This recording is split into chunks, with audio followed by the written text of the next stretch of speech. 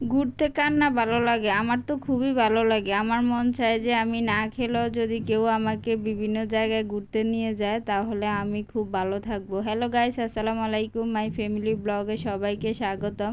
তো আজকে আরেকটা ভিডিও নিয়ে হাজির হলাম কক্সবাজারের। আর আমার অনেক দিনের ইচ্ছে ছিল যে কক্সবাজারে আসবো, সমুদ্র সৈকত দেখবো। ফাইনালি হচ্ছে আমার ইচ্ছেটা পূরণ হয়ে গেছে। তো আমি দুঃখিত, আমি প্রথম থেকে ভিডিওগুলো আপনাদের সাথে শেয়ার করতে পারছি না, কারণ আমার মোবাইলে একটা কি সমস্যা হয়েছিল, যার কারণে ভিডিওগুলো হচ্ছে একটু খণ্ড খণ্ড হয়ে গেছে, বা হচ্ছে ভিডিওগুলোকে আর কি ডাউনলোড দিয়ে দিয়ে আনতে হয়। তো যাই হোক, আপনারা সবাই ক্ষমার দৃষ্টিতে দেখবেন।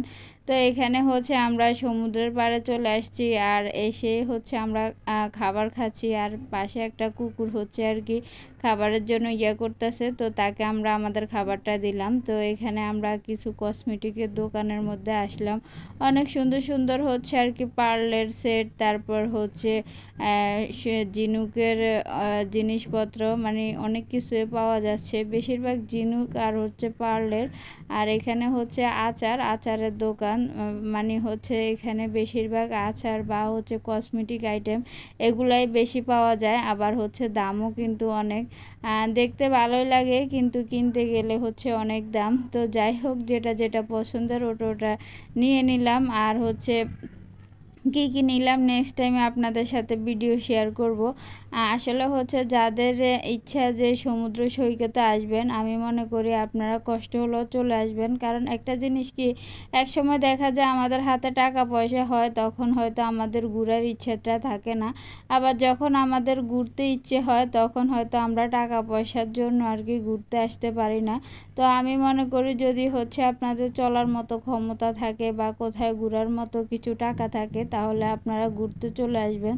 তো এখানে আমরা হচ্ছে একটা পিকনিকের মাধ্যমে আসলাম আর কি। তো সবাই এখানে টিকিট কাটছিল, ওদের হচ্ছে কি একটা খেলা হয়েছিল, ওইটা ড্র হবে, এই কারণে সবাই ওখানে দাঁড়িয়ে আছে। আর আমি হচ্ছে এখানে একটা গাড়ির পিছনে কিছু লুক নিতেছি। আসলে হচ্ছে গাড়ির পিছনে দাঁড়িয়ে মনে হচ্ছে যে গাড়িটা আমার, এরকম ফিল হইতেছে। যাই হোক, জীবনে হয়তো কোনো একদিন যদি আল্লাহ চায় একটা গাড়ির মালিক হতেও পারি।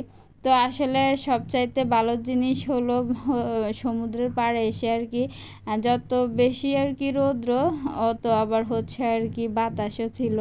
মানে বাতাসের কারণে রোদটা তেমন একটা আর কি গায়ে লাগে নাই, কিন্তু যখন পানির মধ্যে পা ভিজে তখন আর কি খুবই ভালো লাগে। আর রোদের জন্য এখানে দেখা যাচ্ছে যে আমি ভালো করে তাকাতে পারছি না, তবুও হচ্ছে কিছু ভিডিও করে নিলাম আপনাদের সাথে শেয়ার করব বলে। আর হয়তোবা এই জায়গায় যদি আল্লাহ বাঁচিয়ে রাখে যেতেও পারি, আবার হয়তোবা নাও যেতে পারি। তো এই জন্য কিছু পিকচার বা হচ্ছে কিছু ভিডিও তুলে নিলাম। তারপরে এখানে বাচ্চারা পানির মধ্যে হচ্ছে অনেক দুষ্টামি করতেছে, আর ওই যে দূরের মধ্যেও হচ্ছে অনেকে আছে। আর এখানে হচ্ছে আমরা যারা আছি ওই সঙ্গপঙ্গ, তারা সবাই আমরা একসাথে। তো যাই হোক, আসলে সবাই মিলে সমুদ্র সৈকতে ঘুরতে আসার আনন্দটাই আলাদা। কার কাছে কীরকম লাগে জানি না, আমার কাছে কিন্তু খুবই ভালো লেগেছে। আর এখানে একটা মামা হচ্ছে কিছু মালা নিয়ে বসে আছে।